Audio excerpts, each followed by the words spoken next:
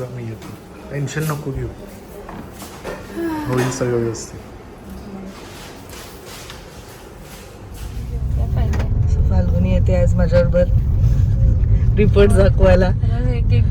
रोज एक जण. अभि बिझी आहे, सनी बिझी आहे, बाकी पण सगळे बिझी आहेत. लेट्स सी आज काय बोलतायत नवीन.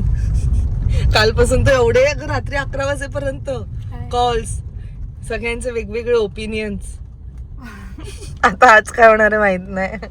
Hello everyone, good morning and welcome you all to Rachna's Navangel World. Me, I Sunny, and yes, it's a new day, new beginning, and day starts with all you lovely and beautiful people. So normal routine start झाले. नायसा गेली आहे स्कूलमध्ये. मी चाललो आहे आता क्लिनिकला आणि मग तिथूनच म्हणजे जसं टाईम मिळेल तसं मी ॲडजस्ट करून रचनाची अपॉइंटमेंट आहे. फाल्गुनी आणि रचना ऑलरेडी गेले आहेत पुढे अपॉइंटमेंटसाठी. सो आम्ही 1-2 जणांचं ओपिनियन घेत आहोत सर्जरी रिगार्डिंग आणि मग फायनली एका डिसिजनवर येऊ. सो तेच आज 2-3 अपॉइंटमेंट आहेत. 2 ऑर्थोपेडिक्स सर्जन आहेत आणि एक न्यूरो सर्जन आहे. So let's see. आणि त्याच्यानंतर मग मी जाणार आहे हॉस्पिटलला. फायनली मी पोचलो आहे. ऑलरेडी एक अपॉइंटमेंट झाली आहे रचनाची आणि काही गुड न्यूज आहे. बघू काय प्रमोद ते बोलतात हे एका दिवसात नाही झालेलं आहे, ते 5 दिवसात नाही झालं की ती डिस्क खालती आली आहे. पण ते जाणवलं नाही. दुसरी गोष्ट ते काय म्हणलं माहिती आहे का, मेडिसिननी लगेच एवढा असर नाही होणार. जे तुझं झालंय पेन थांबलं तर मेडिसिन लगेच. तुझी एक्सरसाइज करते ते कायम ठेव, थोडी फिजिओथेरपिस्ट आता कर. फिजिओथेरपी चालू करायला सांगितलं आणि प्रत्येक वीकला भेटायला सांगितलं. सांगितलं काहीही ते लगेच पाहिजे. पाणी प्यायला सांगितलं. काय संध्याकाळी 7 ते ह्याच्यात असते ना, डिनर करून घ्यायचं. 7 ते 10 जाईल, संध्याकाळी जाईल. आठवड्याभर घेईल किती. अजून काय एक्सपेक्ट केलं तुम्ही? तेच सांगत होते, तुला फार हाऊस असेल ह्याची तर मी करतो. पहिले तर विचारलं तू पाणी पिते का? मी नाही. तर म्हणतात नाही, तर म्हणतात तू खासदार म्हणते रस्त्यामध्ये पाणी पाणी नाहीत का तुमच्या?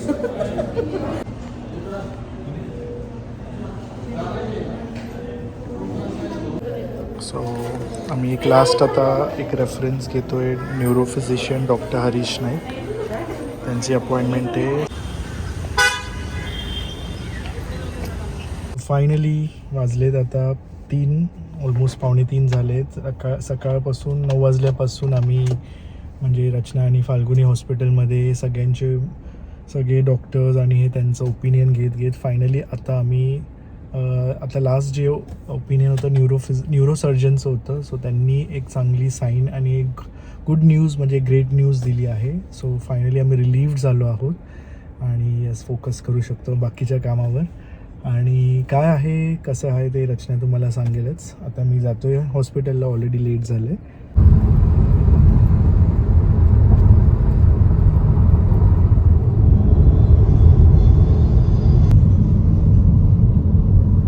जेवलो मी आणि आता परत नॉर्मल रुटीन आमचं स्टार्ट झालं आहे. चाललो आहे वॉकला, रचना आराम करत आहे.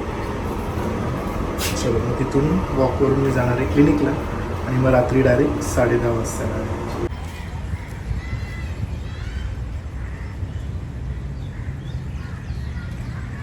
बॅटरूम वाजलेत आता 11:15. चलो after tiring hectic day home sweet home. So पूर्ण दिवस बिझी होतो आणि फायनली राहतवाली साय ऑफ रिलीफ. कालचा दिवस जो होता तो एकदमच आम्हाला एवढा स्ट्रेसफुल आणि असं होत होतं काय अचानक घडलं असं आमच्या बरोबर. म्हणजे इट्स ओके, आम्ही एक्सेप्ट केलेलं, बट फायनली एक्सेप्ट मी तर रेडी पण झालेली. पण असं नाहीये की आम्ही एकाच ह्याच्यावरती थांबणार होतो. ऑफकोर्स आम्ही ओपिनियन्स घेणार होतो. आणि आजच्या ब्लॉगमध्ये जसं म्हणजे तुम्ही तो काल ब्लॉग पाहिला त्या ब्लॉगमध्ये खूप लोकांचे छान कमेंट्स आले. तुम्ही सगळ्यांनी तेच सजेस्ट केलं की मोर ऑफ कन्झर्वेटिव्ह. एक्झॅक्टली. आणि पहिले ओपिनियन्स घ्या. खूप लोकांनी आम्हाला ऍड्रेस, लिटरली डॉक्टर्सचे ऍड्रेस वगैरे इकडे जा तिकडे जा. सो ते एवढं भारी वाटत होतं ना. लोकांचं प्रेम आणि एवढे छान आणि जेन्युइन सजेशन्स होते की आम्ही एकदमच म्हणजे आम्हाला एकदमच नवल नाही वाटलं, पण एकदम छान वाटलं की एवढे आपले 5 ते Overwhelmed झालो 7 आपण. इयर्सची जी आपली जर्नी आहे त्याच्यामध्ये एवढे छान आपले लोक आपल्याबरोबर कनेक्ट झाले आहेत. सो फायनली जसं तुम्ही थोडे थोडे ग्लिम्स जे रचनाने दाखवले सकाळपासून, त्यात बघितलंच असेल की फाल्गुनी आणि रचना गेलेले सकाळी अपॉइंटमेंटला. ते गेलेले सकाळी 9:30 वाजता. 9:30 पासून ते आम्ही 3 वाजेपर्यंत हॉस्पिटललाच होतो. म्हणजे वेगवेगळ्या रचना डॉक्टर्स आणि फाल्गुनी आधी गेलेले त्यांनी तिथे 2 डॉक्टर्सशी कन्सल्ट केलं. जे एक मेन जे डॉक्टर होते ते डायरेक्टर होते ऑर्थोपेडिक डिपार्टमेंटचे, डॉक्टर भोर म्हणून. त्यांनी एवढं छान गाईड केलं. रचना म्हणत होती, मी नव्हतो. So the moment we enter ना, त्यांचं मेन म्हणजे जे पॉझिटिव्हिटी होती माझ्या सगळ्या पूर्ण त्या सगळ्या गोष्टींना बघून, तर त्यांचं इम्पॅक्ट खूप वेगळा पडला. म्हणजे काल जे मी ऐकलेलं त्याच्यापेक्षा हे खूप वेगळं होतं. त्यांनी पहिले मला चेक केलं. पहिले तर माझी हिस्ट्री ऐकून घेतली की काय काय कधीपासून वगैरे वगैरे. मग त्याने काहीही बघितलं नाही, ते MRI नाही किंवा ते तेव्हा पहिले नाही पाहिलं. त्यांनी पहिले मला चेक केलं. त्यांनी सगळं सेन्सेशन वगैरे माझ्या हाताला पायाला, म्हणजे त्यांनी डिफरन्शिएट करून दाखवलं. पहिलं ते म्हणत होते की हाताचं जे सेन्सेशन आहे तेच तुला पायाला पण सेन्सेशन होत आहे का, सिमिलर होत आहे का. मग थोडेसे लेग्स वर वगैरे करून बघितले, बेंड वगैरे करून बघितले. मला कुठेच पेन नव्हतं होत, कारण लास्ट 2 डेजपासून जसं कालच्या बघणं की पेन एकदमच गायब झाले, म्हणजे नॉर्मल झालेली आहे आधीसारखी. सो त्याने मग नंतर सगळं MRI वगैरे सगळं काही चेक केलं. मग फर्स्ट क्वेश्चन त्यांचा होता की तू पाणी पितेस का, म्हणजे किती जास्त तुझं इंटेक किती. तर माझं ॲक्च्युली पाण्याचं इंटेक खूप कमी आहे. तर मला बोलतात तू कुठे राहतेस. तो एक म्हणजे ते एवढं असं हसत सगळं बोलत होते ना की पेशंटचा जो आजार आहे ना तो तिथेच गायब होऊन जाईल. त्यांनी एवढं कम्फर्टेबल करून दिलं ना, म्हणजे मी आणि फाल्गुनी एवढे क्वेश्चन्स त्यांना विचारत होतो, बट ते एवढं छान प्रकारे त्यांनी एक्सप्लेन केलं. आणि जेव्हा ते म्हटले की there is no need of surgery, ते एक साय ऑफ रिलीफ होतं. त्यांना मी हे पण सांगितलं की आम्हाला काल सांगितलं गेलं की तुम्हाला सर्जरी करावी लागेल. तर त्यांनी मला सांगितलं की मी तुला आत्ता जस्ट चेक केलंय, तुला कुठेच काही पेन होत नाहीये. जस्ट बिकॉज मला सर्जरी येते म्हणून मी तुझी सर्जरी करावी असं नाहीये. जस्ट बिकॉज तू म्हणते म्हणून मी सर्जरी करावी असं पण नाहीये. मुळात काहीच नाहीये, सर्जरीची गरजच नाहीये, तर मग आपल्याला कशाला करायचंय. बट त्याने नक्कीच मला हे सांगितलं की जर कधीही तुला इन फ्युचर असं वाटलं, तुला जे मी सिम्पटम्स सांगितले त्यातलं काहीही तुला जाणवलं, तर immediately you have to come. पण त्याने सांगितलं की एव्हरी 7 days नंतर त्यांना जाऊन रिपोर्ट करायचं आहे. मग ते मला चेक करतील आणि मग ते म्हटले की मग आपण काही वीक्स नंतर परत एकदा MRI काढूया आणि मग आपण चेक करूया. मग तोपर्यंत you start with your physiotherapy. आणि कसं मला मग त्यांनी सांगितलं की तुझं पोस्चर कसं असायला पाहिजे ते त्याच्यावरती पण डिपेंड करतं. मी त्यांना तेच परत प्रश्न विचारलं की काय रिझन असू शकतं. तर म्हणतात रिझन असं पर्टिक्युलर नाही सांगता येत, की ती खूप काही गोष्टी असू शकतात. एक तर जर्क लागणं, मग तुम्ही कसं बसतात, तुम्ही कसं वागतात, मग काही असू शकतं ते. आणि मग खूप वेळ आम्ही बोलत होतो, खूप साऱ्या अशा गोष्टी झाल्या. पण त्यांच्या बोलण्याने ते एवढं छान वाटलं. मी आणि फाल्गुनी लिटरली हसत त्यांच्या केबिनमधनं बाहेर आलो. त्याच्यानंतर आम्ही जे काल डॉक्टरांना भेटलेलो त्यांना पण जाऊन भेटलो. तर त्यांनी एक्सरे पाहिल्यानंतर त्यांचं सुद्धा तेच मग बोलण्यात आलं की there is no need of surgery. So yes, Rachana जसं सांगत होती की काल तुम्ही सर्जरी बोलत होता, अचानक कसं तुम्ही कन्झर्वेटिव्ह मॅनेजमेंटमध्ये हे झालं.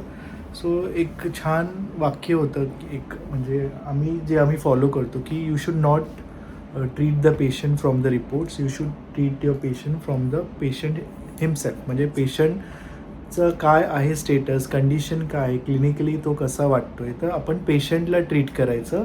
We shouldn't treat the patient from the reports. हे सेम ते म्हणतात हे MRIच्या बेसिसवर मी तुला ट्रीट नाही करणार आहे, मी तुला मुळात इथे बघतोय प्रत्यक्ष पेशंट कसं आहे. कारण रचनाचं अचानक तो एक प्रकारचं मिरॅकलच तुम्ही बोलू शकता. लिटरली मला असं वाटतं, मी आणि फाल्गुनी असंच बोलू की हे चमत्कार झालं एकदम, हो म्हणजे की आदल्या दिवशी एवढा पॅनिक मोडमध्ये होतो आम्ही, पूर्ण फॅमिली आणि सगळेच आपले पूर्ण कुटुंब प्लस आपली यूट्यूब फॅमिली, इन्स्टा फॅमिली, सगळ्यांचे एवढे मेसेजेस आणि सगळं बंबार्डिंग झालेलं एकदम अचानक लाईफमध्ये, असं झालेलं की काय होतंय आणि काय नाही.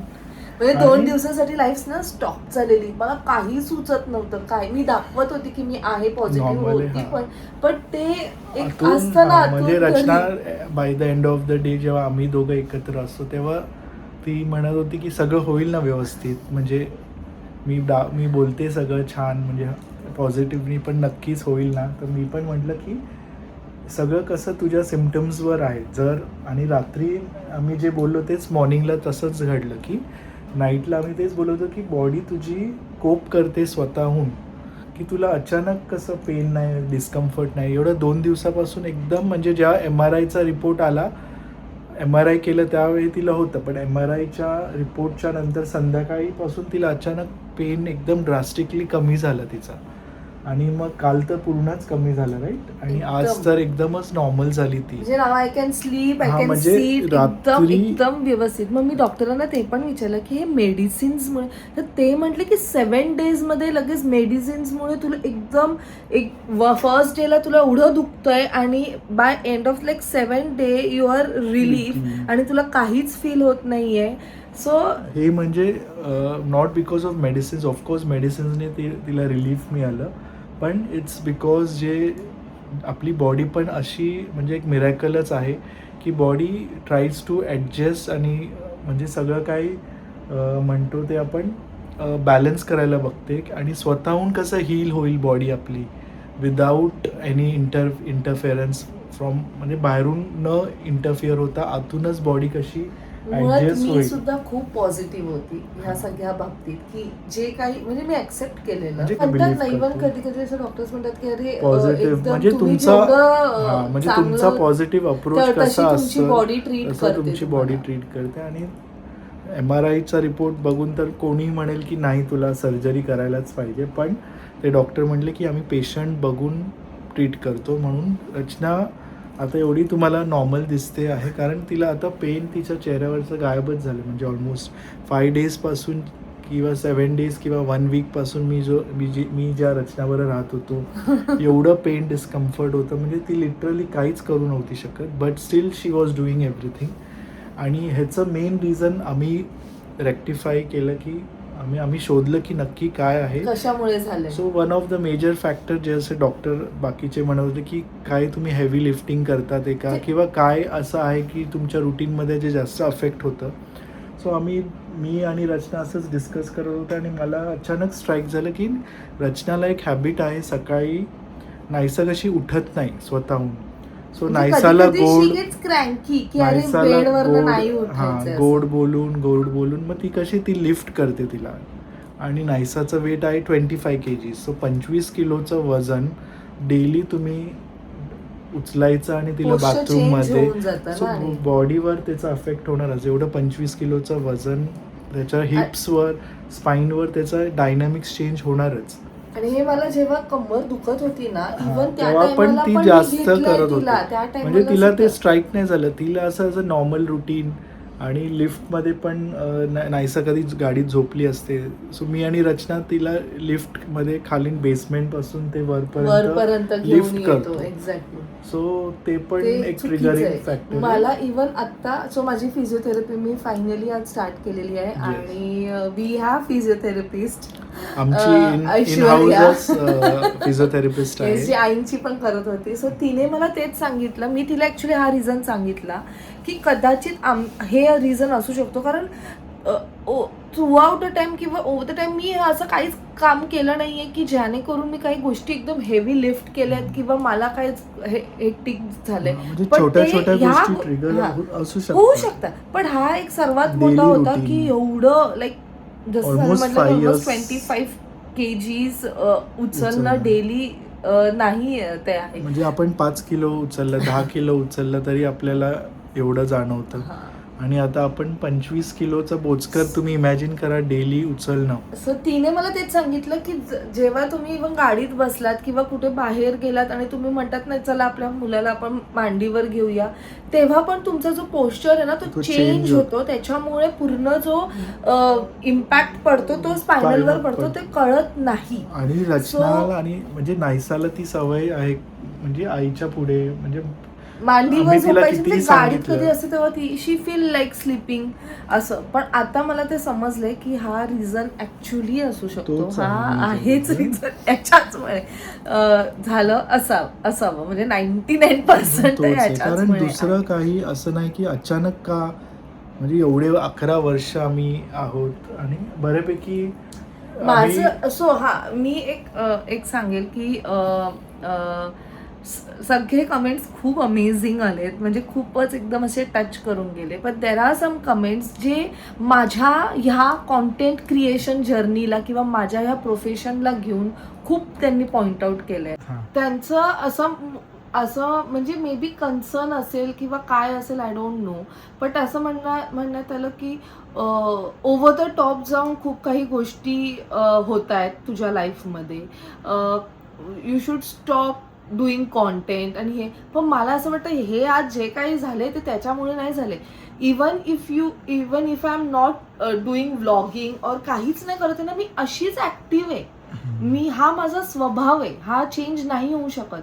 हे just because to show in vlogs मी हे सगळं करते असं नाहीये. मी मुळातच Generally अशी आहे. तशीच आहे. ऑफ कॅमेरा पण मी अशीच असते. आणि कॉन्टेंट क्रिएशन तर आत्ता चालू झालंय, पण त्याच्या आधी जी काही माझी लाईफ होती ही अशीच होती. यात आता जस्ट बिकॉज ऑफ ब्लॉगिंग ते दिसून येतं. उलट ह्याच्यापेक्षा जास्त आम्ही ट्रॅव्हल करायचो. त्यात काहीही लग्नानंतर. चेंजेस नव्हतं. मी तेवढीच घरात ऍक्टिव्ह होती, तेवढीच मी बाहेर ऍक्टिव्ह होती.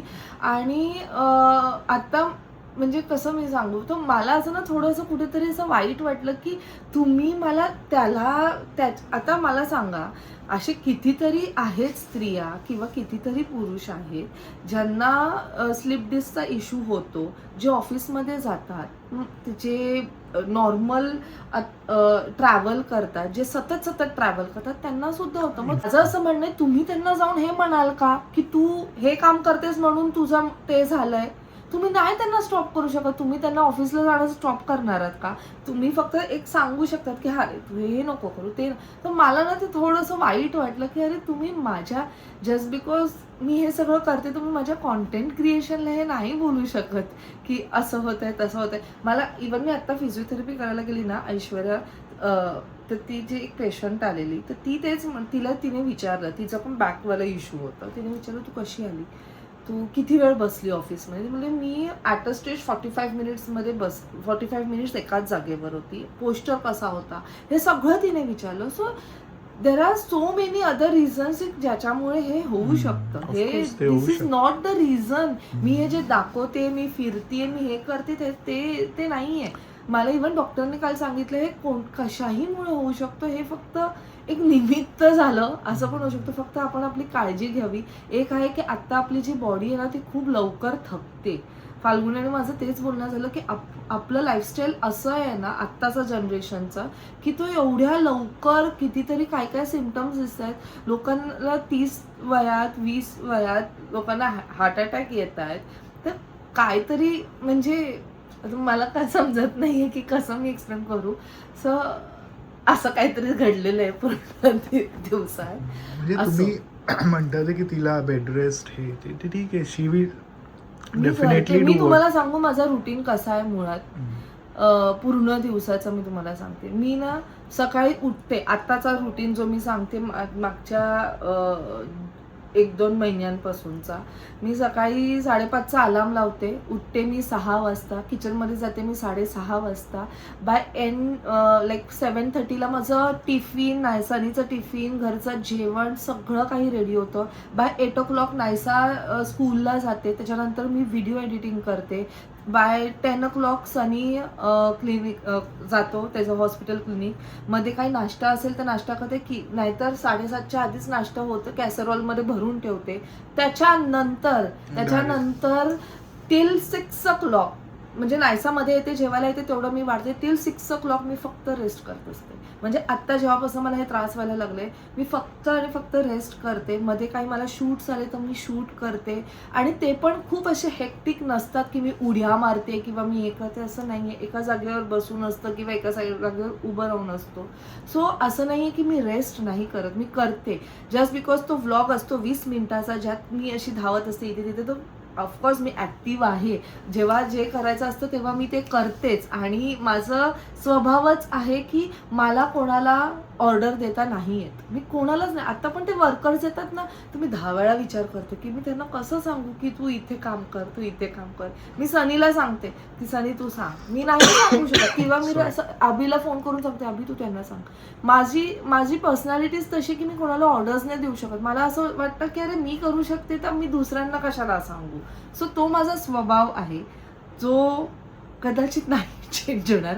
पण मी नक्कीच आता हे जे झालं हे may be this is a lesson की जे काही मी करते ना ते थोडं स्लो करायला पाहिजे. जसं उठणं, बसण्याचं पोस्चर, किंवा आता मी एडिट करायला बसते ना, तर मी हे असं घेऊन असं बसते. तर मला मामाचा फोन आला. मामा मला म्हणतो तिकडनं, तू जेव्हा व्लॉग एडिट करत असशील ना, तू पाठी जा, टेक. आणि मी लिटरली इथे बसलेली, मी इथे येऊन इथे बसली. आता मला हळूहळू कळलंय की मला माझी लाईफस्टाईल मला कशी बदलायची आहे. काही छोट्या छोट्या गोष्टी आहेत जेणेकरूनच ते होणार. आता मी तिथे गेले फिजिओथेरपीला, तिने मला झोपवलेलं ना, ते एक्सरसाइज, आणि भटकन उठली.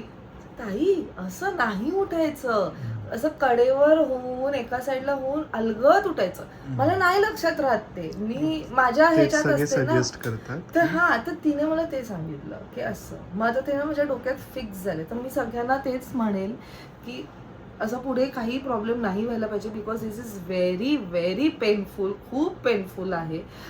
तर हे छोट्या छोट्या गोष्टी आहेत ज्या आपल्याला थोडंसं फॉलो करायला पाहिजेत. कारण आता एवढी धावपळीची लाईफ आपण जगतो ना, त्यात थोडंसं या सगळ्या गोष्टीकडे लक्ष दिलं तर खूपच चांगलं होईल. ह्या सगळ्या गोष्टींपासनं म्हणजे आम्ही तर किती देवाला थँक्यू बोलले माहिती आहे सकाळपासनं. कारण एकदम असं म्हणजे पूर्ण बर्डनच आमचं कमी झालं. आणि म्हणजे होती पण बर्डन कमी झालं. हां, सो लास्ट आपण गेलेलो मग न्यूरोसर्जन. सो त्यांनी पण सेम आम्हाला सांगितलं तेच की we should treat the patient and not the reports, based on the reports.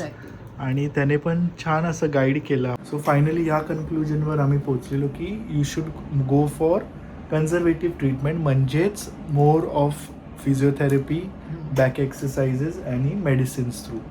आणि जर इन फ्युचर किंवा कधी तिला टिंगलिंग सेन्सेशन्स, मुंग्या आल्या, तिचं जे लोअर पोर्शनला तिला जर सेन्सेशन्स कमी झाले आणि अचानक एकदम फूट ड्रॉप झाला, म्हणजे जो पाय आहे खालचा आपला एकदम फूट, तो एकदम ड्रॉप झाला, वीकनेस म्हणजे काहीच ताकद नाही, तर ते एक एमर्जन्सी राहील. आणि त्यावेळी मग आम्हाला एमर्जन्सीमध्ये ती सर्जरी करावी लागेल. सो तिथे काय ऑप्शन नाही, तिथे कोणाला विचारायची पण गरज नाही, कारण ते सिम्पटम्स आहेत आणि त्याला आपण म्हणतो न्यूरोलॉजिकल डेफिसिट म्हणून. म्हणजे जी पहिले डिस्क होती ती नर्व्सला हे करत होती का? ती नर्ववर प्रेशर आणत होती. मग आता ती डिस्क नाही, असं आहे? डिस्कचा जो फ्रेगमेंट होता ना, तो प्रेशर आणत होता. तो आता तो जो फ्रेगमेंट होता तो मे बी एकतर तो सेपरेट झाला असेल, वेगळा होऊन तो कॅल्सिफाईड झाला असेल, किंवा त्याच्यामध्ये पण चेंजेस होतात बॉडीमध्ये. It's far away from the nerves, म्हणून दुखणं स्टॉप झालंय. कसं झालं अचानक?